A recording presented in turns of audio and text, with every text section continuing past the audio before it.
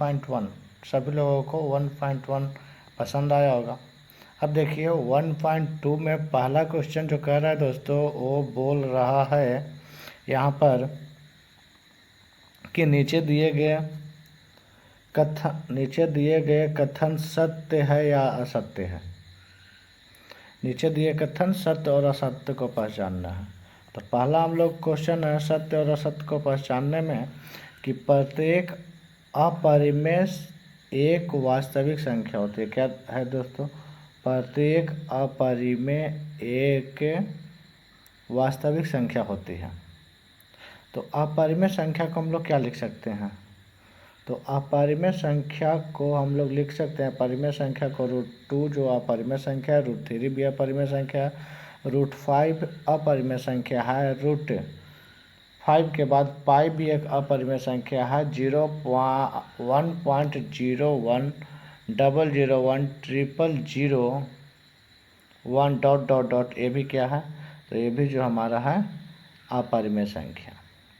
वास्तविक संख्या वैसी संख्या जिसे हम लोग नंबर लाइन पर दर्शा सकते हैं, वैसा संख्या जिसको प्लस इन्फिनेटिव, इधर माइनस इन्फिनेटिव और बीच में 0, तो वैसी संख्या जिसको इस नंबर लाइन पर दर्शा सकते हैं 1 2 3 -1 -2 -3।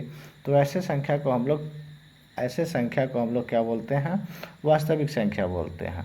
तो क्या √2 को संख्या रेखा पर दर्शा सकते हैं? तो आपका जवाब आएगा जी, √2 को भी संख्या रेखा पर दर्शाया जा सकता है। तो इसलिए एक क्वेश्चन का आंसर हमारा होगा सत्य। प्रत्येक अपरिमेय संख्या क्या होती है? एक वास्तविक संख्या होती है। तो जितना भी अपरिमेय संख्या हमारा दिया हुआ रहेगा वो टोटल का टोटल हमारा वास्तविक संख्या होगा। ये क्वेश्चन फर्स्ट था। तो क्वेश्चन नंबर फर्स्ट के बाद क्वेश्चन नंबर सेकेंड पे चलेंगे। क्वेश्चन नंबर सेकेंड क्या कह रहा है? क्वेश्चन नंबर फर्स्ट के बाद क्वेश्चन नंबर सेकेंड हम लोग देखेंगे दोस्तों कि क्वेश्चन नंबर सेकेंड क्या कह रहा है। क्वेश्चन नंबर पहला का दूसरा देखिए। पहला का दूसरा क्वेश्चन बोल रहा है कि यहाँ पे पहला का दूसरा क्वेश्चन बोल रहा है, यहाँ पे आप लोग को देखना है। यहाँ पे बोल रहा है कि प्रत्येक, ये तो पहला क्वेश्चन हो गया कि प्रत्येक अपरिमेय संख्या एक वास्तविक संख्या होगा। दूसरा क्वेश्चन कर रहा है कि संख्या रेखा का प्रत्येक बिंदु जो होता है √m के रूप का होता है, जहाँ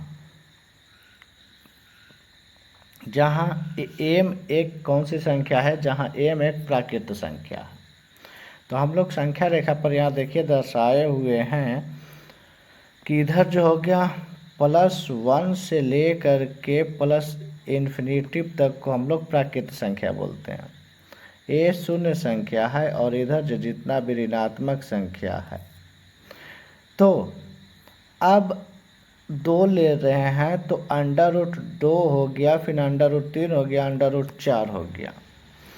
√2 का वर्गमूल, क्या यह जो होता है यहाँ जितने भी परिमेय संख्या और अपरिमेय संख्या जो होता है संख्या रेखा पर दर्शाया जा सकता है। किसको किसको दर्शाया जाता है संख्या रेखा पर?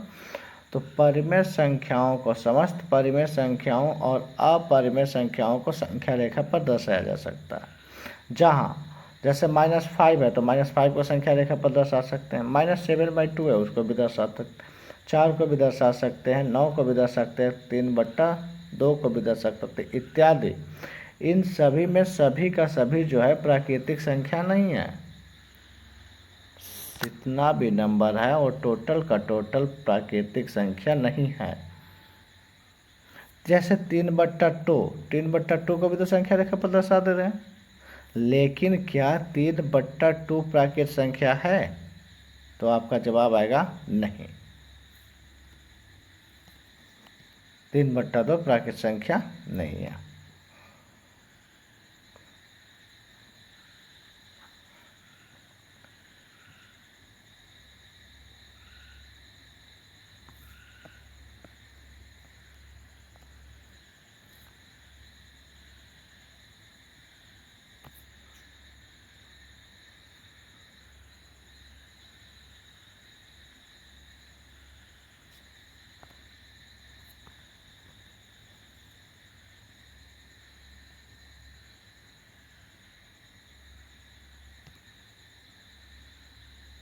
अब देखिए क्वेश्चन नंबर पहला का तीसरा बोल रहा है कि प्रत्येक,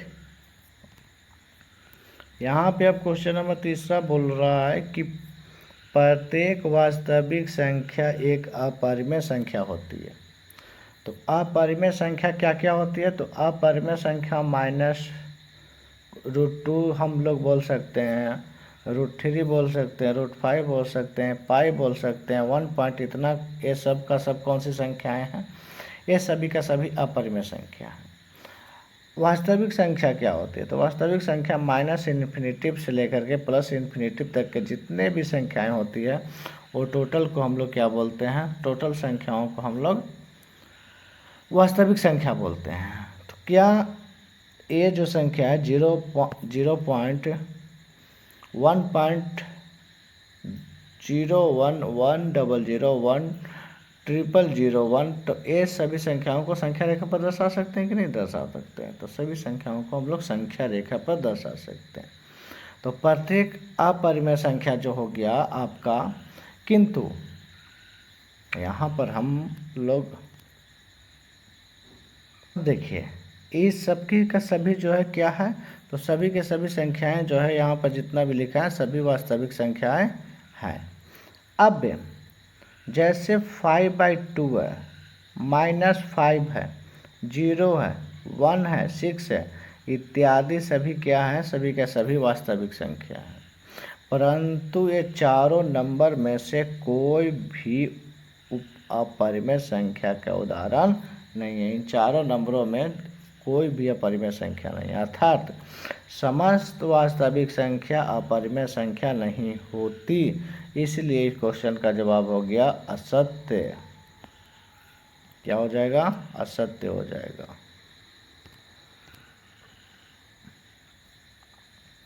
अब क्वेश्चन नंबर 2 देखिए। क्वेश्चन नंबर 2 में बोल रहा है कि क्या, क्वेश्चन नंबर 2 पढ़िएगा तो क्वेश्चन नंबर 2 में दिया हुआ है कि क्या सभी धनात्मक पूर्णांक के वर्गमूल अपरिमेय संख्या होती है? यदि नहीं तो एक ऐसी संख्या के वर्गमूल का उदाहरण दीजिए जो एक परिमेय संख्या है। अब देखिए √1 बराबर क्या होता है? 1 हो जाएगा। √2 बराबर √2 ये होगा। √3 बराबर √3 होगा। √4 बराबर 2 हो जाएगा। तो यहाँ से बोल रहा है कि उपयुक्त उदाहरणों में √1 और √4 परिमेय संख्या है, लेकिन √3 और √2 अपरिमेय संख्या है। तो सभी ये देखिए, ये आपका हम मान लीजिए 1 2 3 4 से लेकर +∞ तक को हम लोग क्या बोलते हैं? धनात्मक पूर्णांक। यही तो यहाँ पे पूछ रहा है कि सभी धनात्मक पूर्णांक, मतलब +1 से लेकर के +∞ तक की जितने भी संख्याएं होंगी उन सभी संख्याओं को हम लोग क्या बोलेंगे? धनात्मक पूर्णांक बोलेंगे। अब सभी का वर्गमूल मतलब √1 का 1 होगा, √2 का √2 हो जाएगा, √3 का √3 हो जाएगा, लेकिन √4 का 2 हो जाएगा। तो इतना में सभी चार संख्याओं में हमने देखा कि सभी धनात्मक पूर्णांक का वर्गमूल परिमेय तथा अपरिमेय संख्या हो सकता है। अतः सभी धनात्मक पूर्णांकों का वर्गमूल अपरिमेय संख्या नहीं होती है। अगर यही देता कि सभी धनात्मक पूर्णांकों के वर्गमूल अपरिमेय तथा परिमेय दोनों होता है तब हम मेरा सत्य हो जाता। लेकिन यहाँ पे दिया हुआ है कि क्या सभी धनात्मक पूर्णांकों के वर्गमूल अपरिमेय है? तो अपरिमेय भी तो है, लेकिन उसमें परिमेय भी है। यहाँ तक आप लोग को समझ में आया। क्वेश्चन नंबर 3 में हम लोग को क्या करना है? क्वेश्चन नंबर 3 में हम लोग को बताना है, दर्शाना है कि संख्या रेखा पर √5 को दर्शाएं।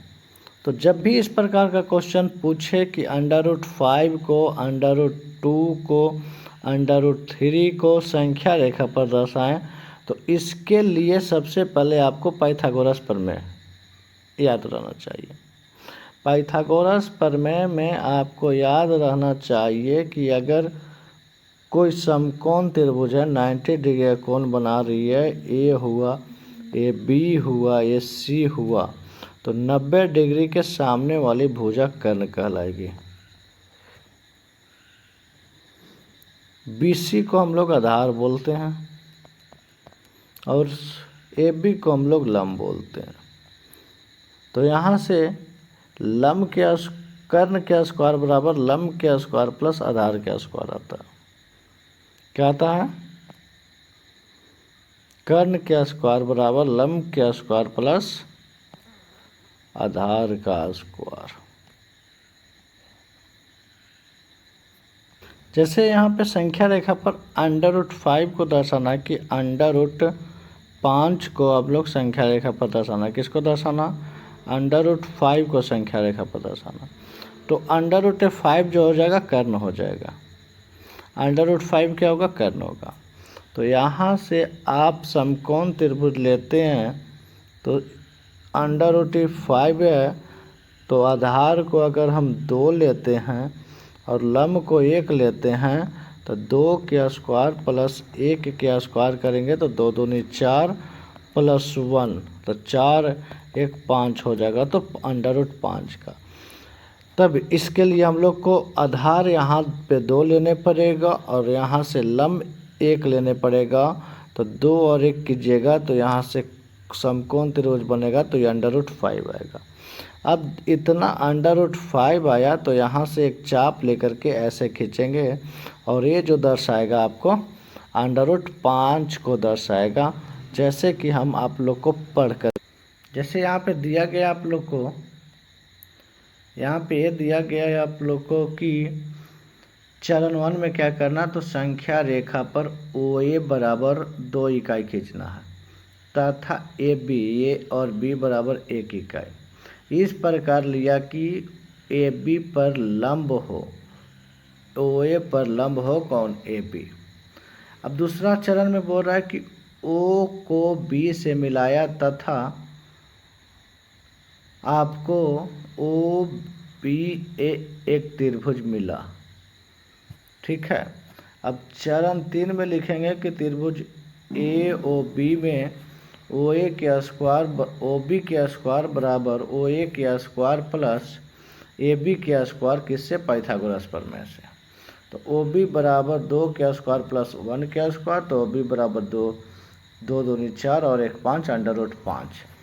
चरण 4 में लिखेंगे कि O को केंद्र मानकर, O जो है केंद्र मानकर तथा OB बराबर √5 त्रिज्या लेकर OB बराबर OC एक चाप संख्या रेखा पर लगाई।